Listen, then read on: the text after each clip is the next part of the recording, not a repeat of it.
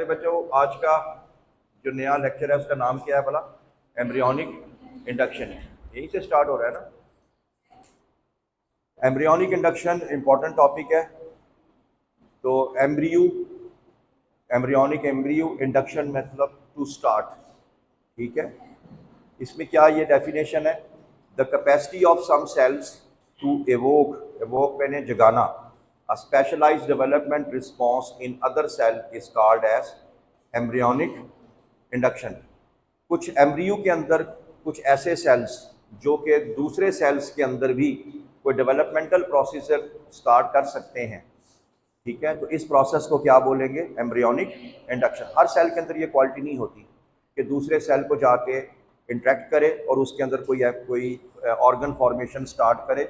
तो कुछ सेल्स हैं जो कि दूसरे सेल्स के साथ जब उनके साथ इंटरेक्शन में आते हैं तो उनमें डेवलपमेंट स्टार्ट कर देते हैं। इस फिनोमेना को बोलते हैं एम्ब्रियोनिक इंडक्शन। ये जो एम्ब्रियोनिक इंडक्शन का फिनोमेना है, 2 साइंटिस्ट इन्होंने प्रपोज किया था। एक का नाम वही हैंस स्पीमैन और ये हिल्डी मैनगोल्ड हैं इन 1924। आसान सा एक एक्सपेरिमेंट है।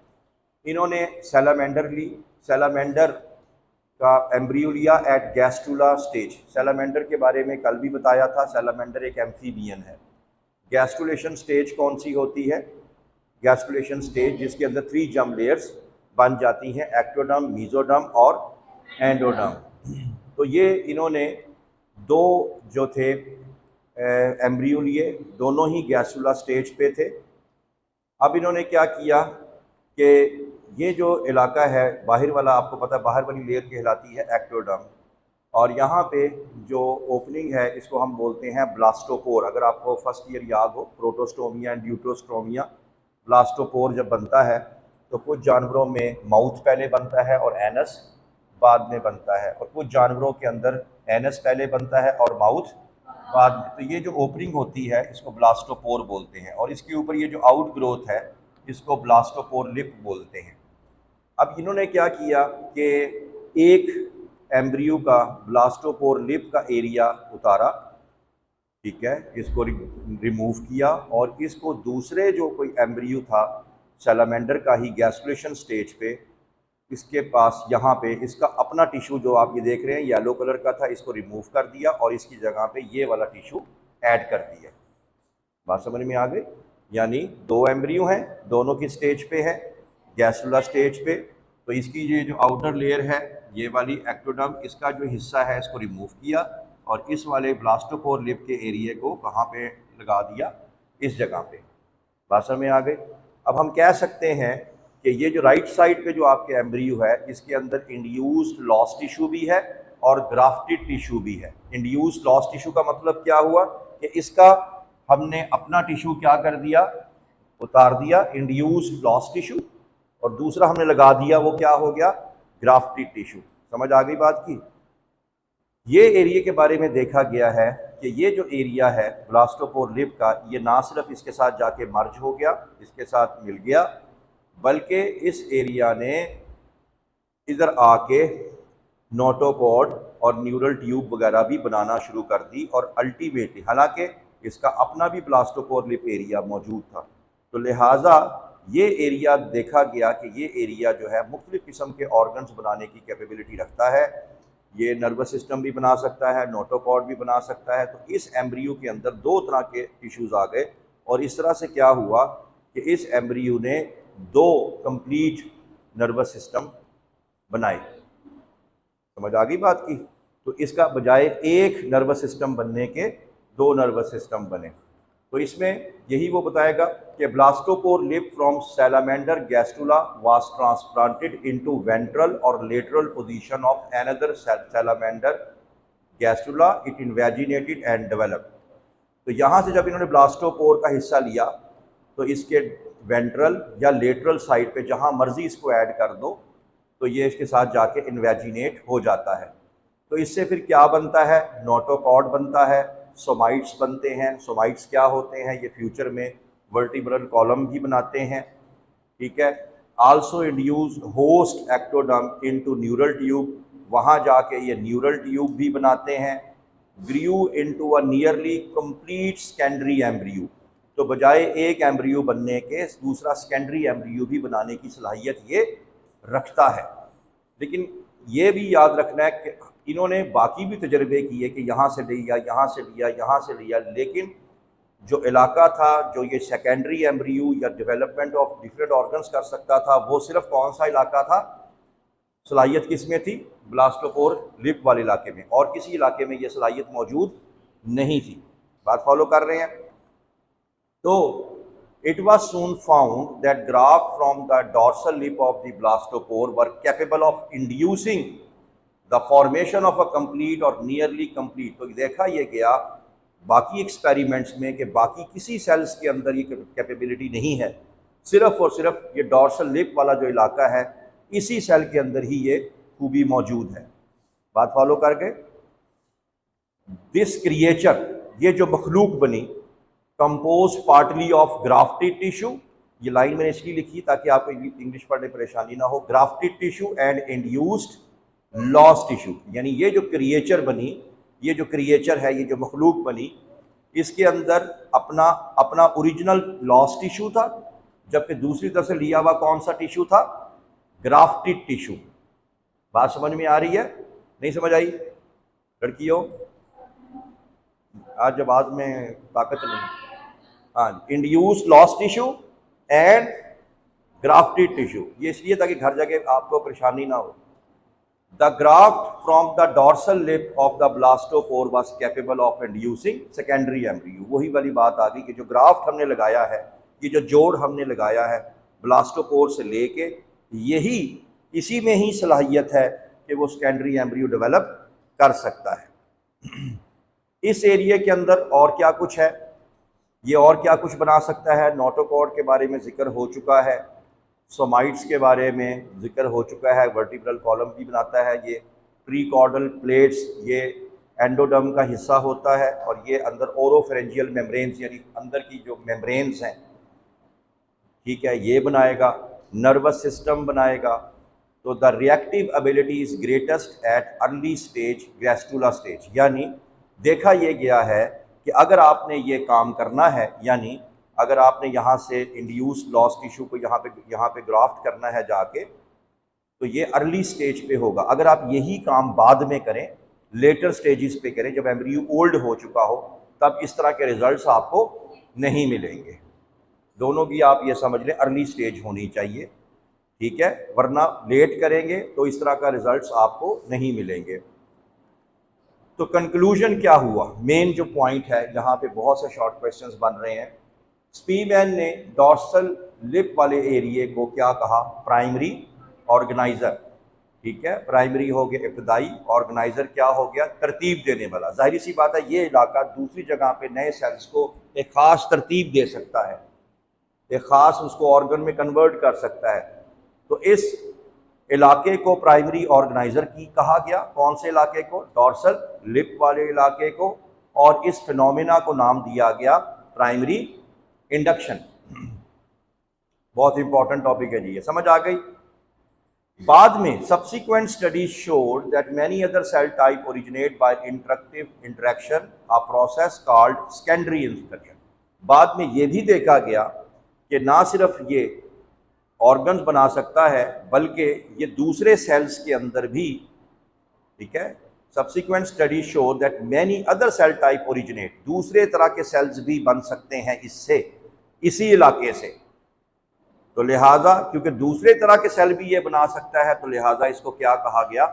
Secondary induction. दो बातें की हैं, एक दूसरे सेल्स को प्रमोट करना, ऑर्गन में कन्वर्ट करना, वो क्या होगा? Primary induction. और फिर अपने में से ही ऐसे सेल्स बनाने, ठीक है, जो कि दूसरे ऑर्गन बना सकें, इसको क्या बोलते हैं?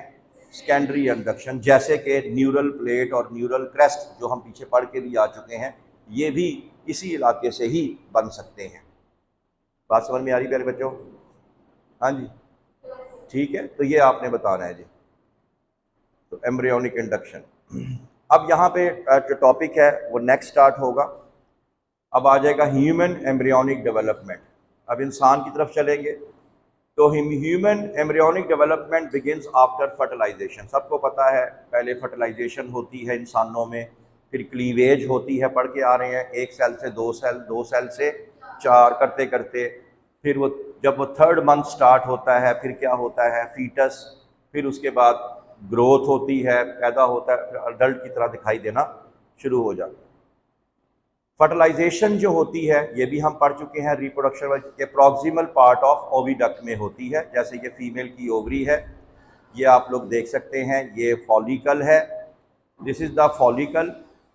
अब फॉलिकल में से यहाँ से देखें एग रिलीज़ हुआ, और जब ये एग निकलेगा तो स्पर्म जो है इस जगह पे मौजूद होता है, इसे कहते हैं प्रॉक्सिमल पार्ट ऑफ ओविडक्ट।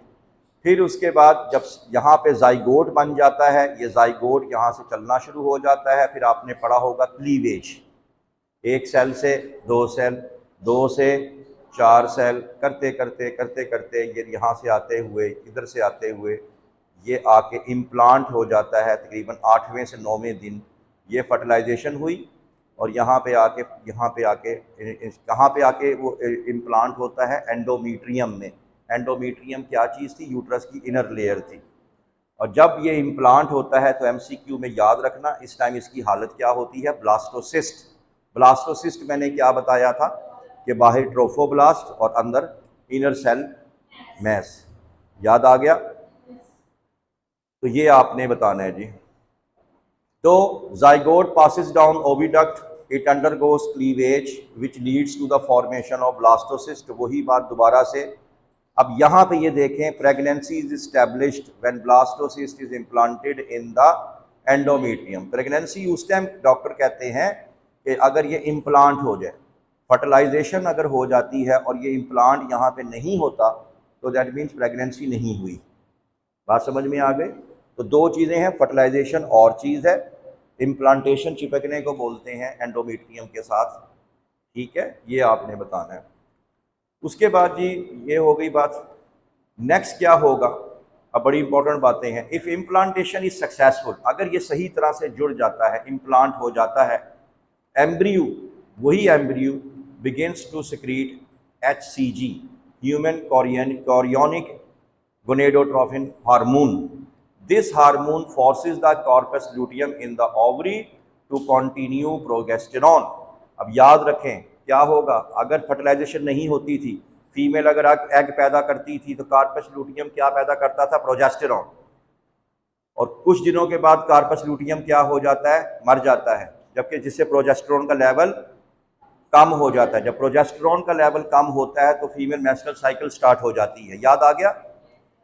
तो वो मेंस्ट्रुएशन स्टार्ट हो जाती है। लेकिन अगर ये इम्प्लांटेशन हो जाती है तो एम्ब्रियो जो है HCG पैदा करता है, जो कि कार्पस लूटियम को कहता है कि आप तुमने मज़ीद क्या पैदा करना है, प्रोजेस्टेरॉन पैदा करना है, ताकि वो एंडोमेट्रियम की जो दीवारें हैं विद ब्लड बॉडी से बाहर जाने ना पाएँ। क्यों? क्योंकि वो एंडोमेट्रियम की जो लाइनिंग आपको तफसील से बताई थी, वो क्यों वहाँ पे स्टे करती हैं, प्रोजेस्टेरॉन की वजह से। जब प्रोजेस्टेरॉन रहेगा तो वो दीवारें जो हैं वो इम्प्लांट रहेंगी, वो दीवारें इम्प्लांट रहेंगी तो वो जाइगोट भी आप जो है उसमें क्या रहेगा, इम्प्लांट रहेगा। बात समझ में आ गई? तो एंड इनहिबिटिंग, वही वाली बात है, प्रोजेस्टेरॉन का लेवल बढ़ता है तो FSH का लेवल कम होता है, वहाँ तफसील से बता चुका हूँ। एंड मेंटेन द एंडोमेट्रियम, और इस तरह ये जो एंडोमेट्रियम की जो दीवारें हैं, ये जब तक प्रोजेस्टेरॉन पैदा होता रहेगा, प्रेगनेंसी को कोई इफेक्ट नहीं होगा।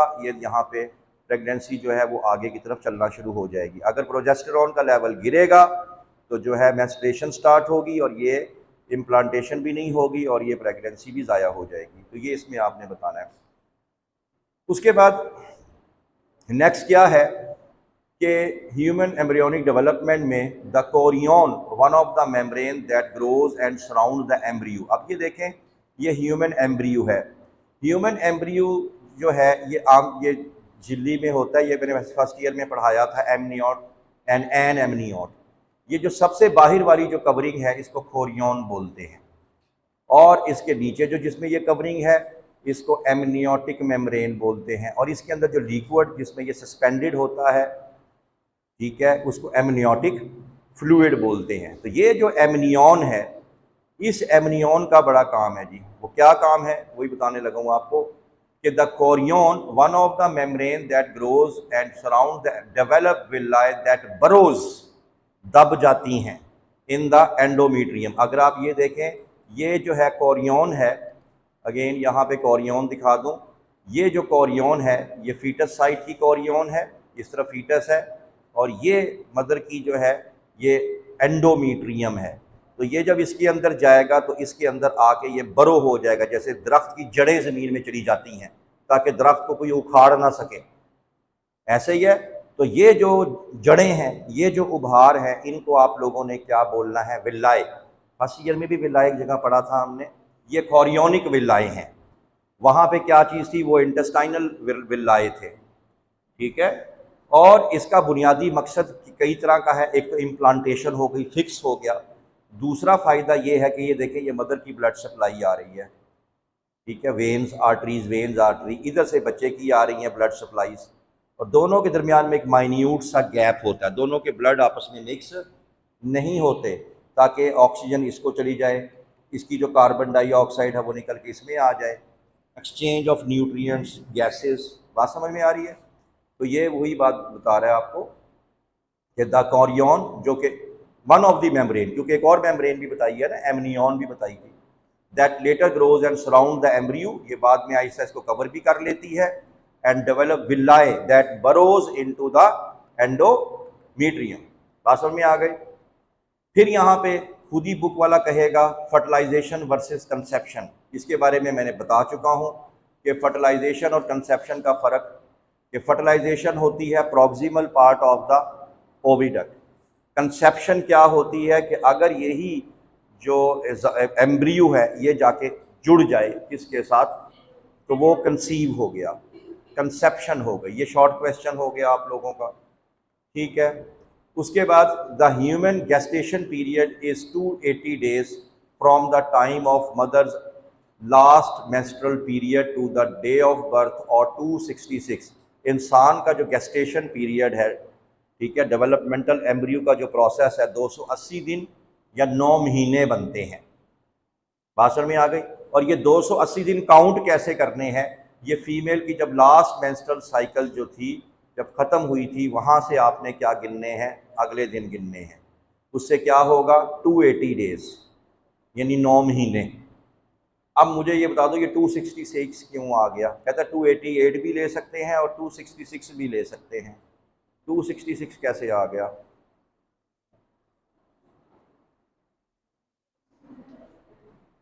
शाबाश।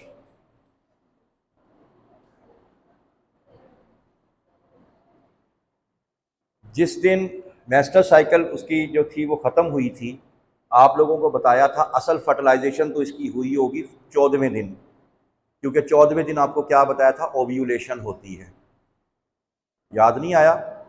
1 डे मेंस्ट्रुएशन फेज 2 डे करते करते 14th डे पे जाके क्या चीज़ स्टार्ट हुई थी, ओव्यूलेशन। इसका मतलब है इस मदर की फर्टिलाइजेशन 14वें दिन हुई, जिस दिन ओव्यूलेशन हुई थी। तो अगर 280 में से 14 डेज माइनस कर दें तो क्या दिन हो जाएंगे, 266। ऐसा ही है। रिप्रोडक्शन वाला चैप्टर याद है आप लोगों को? नहीं समझ आई मेरा ख्याल है, तो फिर क्यों नहीं याद रहा आप लोगों को? तो अगर ओव्यूलेशन यानी कहने का मतलब ये है कि मेंस्ट्रुएशन स्टार्ट होने से 280 दिन, और अगर ओव्यूलेशन डे से लेंगे तो 266 डेज आ जाएंगे, 266, क्योंकि 14वें दिन ओव्यूलेशन होती है। हमने पूरा ग्राफ पढ़ा था। ह्यूमन प्रेगनेंसी को हम लोग 3 ट्राइमेस्टर्स में तकसीम करते हैं। 3 का मतलब 3 ही हो गया, 3 ट्राइमेस्टर्स यानी 3 माह के 3 हिस्सों में तकसीम करेंगे, 3, 6 और 9। बात समझ में आ गई? अब इसमें जो फर्स्ट ट्राइमेस्टर होगा, ये MCQ में पूछा जाता है, तो लास्ट मेंस्ट्रुअल पीरियड कब स्टार्ट हुए थे, और उसका 13th वीक तक, 13वें हफ्ते तक ये फर्स्ट ट्राइमेस्टर कहलाता है। सेकंड ट्राइमेस्टर जो होता है, जाहिर बात है 13 यहाँ पे आ गया, तो अगला कहाँ से स्टार्ट होगा, 14 से, 14th to 27th वीक तक आएगा। और जो थर्ड ट्राइमेस्टर जो है वो स्टार्ट होगा 28th वीक से लेके कहाँ तक, 36 वीक तक। तो 3 ट्राइमेस्टर्स में इसको तकसीम करना है। ठीक है जी, यहाँ तक कोई क्वेश्चन? Any question? तो बस फिर इसको यहीं तक रखते हैं, मैं कि इंशाल्लाह आगे स्टार्ट करेंगे। ठीक है।